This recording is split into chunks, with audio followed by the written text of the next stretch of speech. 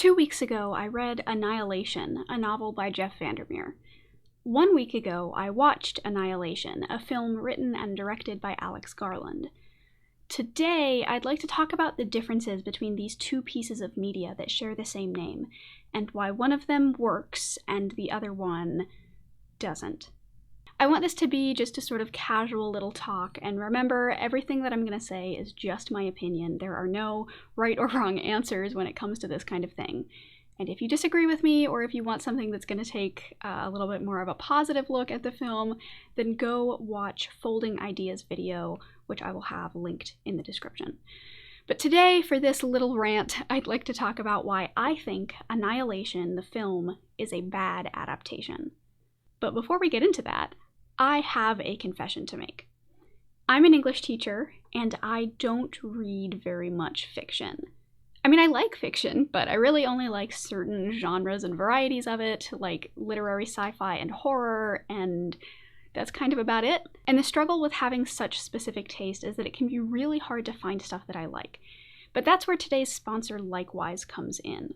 Now, when I started my channel, I made a deal with myself that I would only accept sponsorships from people who I genuinely believe have a net positive effect on the world. So when I have a sponsor, know that they have the Zoe B seal of approval. Likewise is a free app that uses a combination of machine learning and actual real humans to give you recommendations on not just books, but also movies, TV shows, and podcasts. They are great for people like me who have very niche interests, but they're also really good if you find yourself spending more time looking for something to watch than actually watching a thing. The way that it works is super simple. After you sign up, you tell them what you like, give them a few things to work with, and then they start giving you recommendations. These recommendations come in the form of daily cards that you swipe through, kind of like Tinder, and you can even post your own asks and get suggestions from other users. So like if you want to find books like, The Great Gatsby, then you can post what are some books that are like The Great Gatsby, and then other users can just come in and respond and give you recommendations. Once you find something you like, you can put it on a list, and that can help you organize your books, and it's also something that you can share publicly if you want. If you follow me at Zoe_B, the insect, not the letter, you can see the couple of lists that I am currently working on curating right now. I have a spooky book collection and a collection of nonfiction creative writing guides. And when you find that perfect book that you just have to have, you can also buy it straight from the app. Likewise has Amazon integration, so you can purchase books directly, which I think is super convenient and a really nice touch. So if all of this sounds like something that you need in your life as much as I did in mine, then you can go to on.likewise.com/ZoeB, like the insect, not like the letter, to download the app using the custom URL that helps support this channel.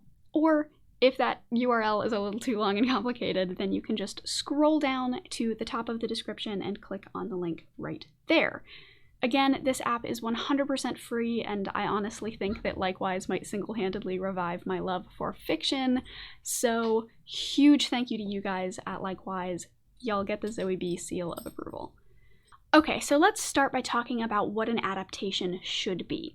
And also, spoiler alert for both the book and the film, I'm going to be talking about themes and plot points that are dependent on the secrets and the climaxes of the stories, so if you don't want me to spoil them, go read the book and then come back.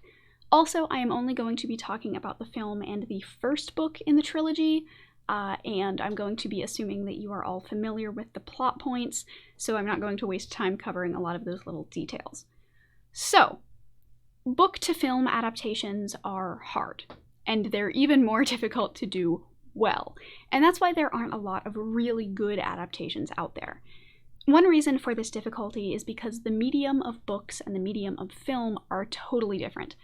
There's a phrase that encapsulates this, coined by a guy, Marshall McLuhan, that says the medium is the message. And what that means is that the medium that we use to convey a message or tell a story directly affects that message or story. There are some things you can do in text that you just cannot do in film, and vice versa. And because of this difference between media, An adaptation can never be one-to-one. It is literally impossible to directly copy something from text to film and keep everything exactly the same and accurate.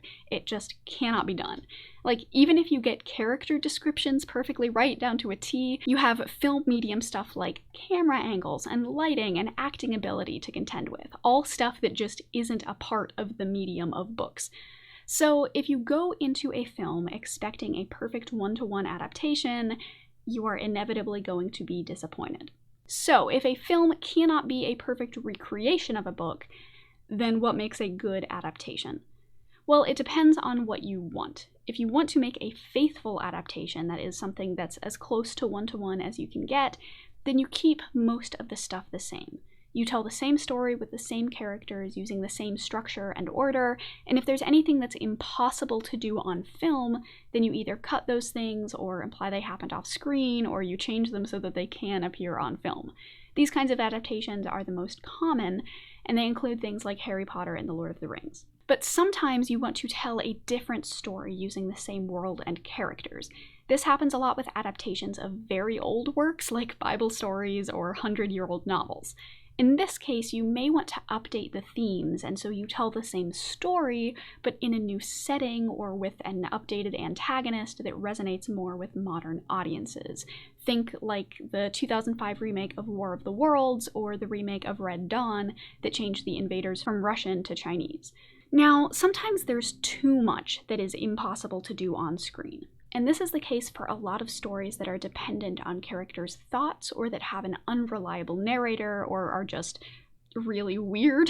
And in these cases, if you want to tell a traditional story that doesn't freak out modern audiences by being too weird or artsy, then you're going to have to change quite a bit. But in cases like these, you have to keep the heart and soul of the story. You have to find the nugget or kernel of the source material and hold on to that while you alter the shell to fit the medium of film.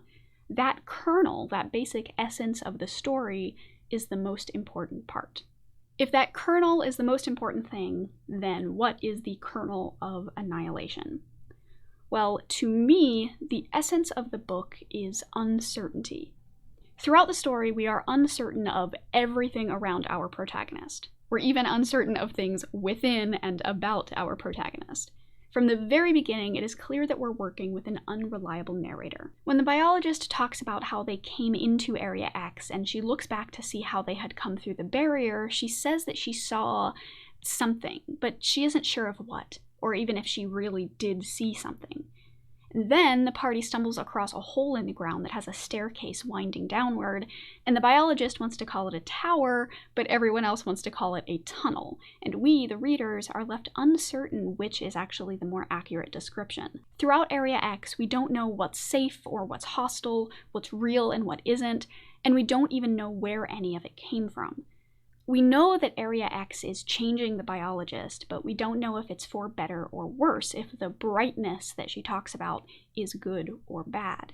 The biologist and the readers are both uncertain what choices are made out of free will and which are made because of the psychologist's hypnosis. We're not sure about, anything about the other characters. We know only their job descriptions. We don't know their names or where they're from or what their lives outside of Area X are even like. And this is true of the husband character too.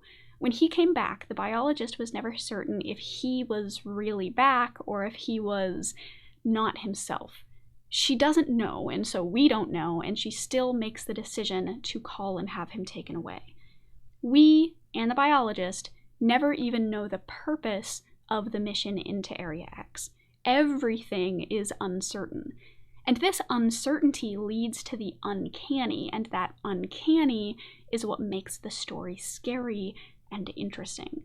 The uncanny, as I've talked about before, occurs when we're not able to categorize or label what we're seeing. When we see something so unnatural, so almost something, but not quite something, that our brains go into panic mode. And the uncanny is all over this book. We have a tower that's underground. We have words that almost make sense that are written in plants. We have a dolphin with human eyes. We have plants that are almost humanoid. We have a moaning creature that we only ever see the husk of, with an almost human mask face and a shadowy, hulking frame. And with all of these uncanny things, with anything that's uncanny in any story, the goal isn't to defeat it. You know, you're not gonna like shoot Cthulhu until his health bar goes all the way down and then you go loot the body and collect your XP. The goal isn't to fight the uncanny. Your goal is to understand it. So the next question is, does the film capture this essence of the uncanny, of uncertainty and discovery and of uncovering the truth? No.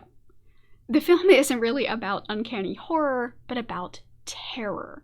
And the difference, for me at least, between horror and terror is that horror is unknown, but terror is known. You know that there's a scary creature or a chainsaw-wielding bad guy after you. And in the film, you definitely know a lot more than you do in the book. You know what caused the shimmer. You know the husband has been replaced. You know the things inside the shimmer are hostile. You know that it literally gets under your skin and hurts you and changes you.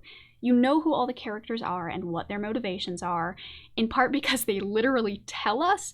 They just like sit down and straight up tell the audience, hey, this is who I am and why I came here. And it's delivered really politely in a nice little digestible chunks between action sequences. Volunteering for this, it's not exactly something you do if your life is in perfect harmony. We're all damaged goods here. Anya's sober, therefore an addict. Josie wears long sleeves because she doesn't want you to see the scars on her forearms. She's tried to kill herself. Oh, I think the opposite, trying to feel alive. I also lost someone. In a way, it's two bereavements. My beautiful girl. And the person I once was. Hey! We got something here. We are even told when something is supposed to be scary. We have this bear creature that mimics sounds, and when it attacks the party, they tell us, wow, wasn't that really scary? We don't even get to have that uncertainty for ourselves. They just tell us. It was so strange hearing Shepard's voice in the mouth of that creature last night.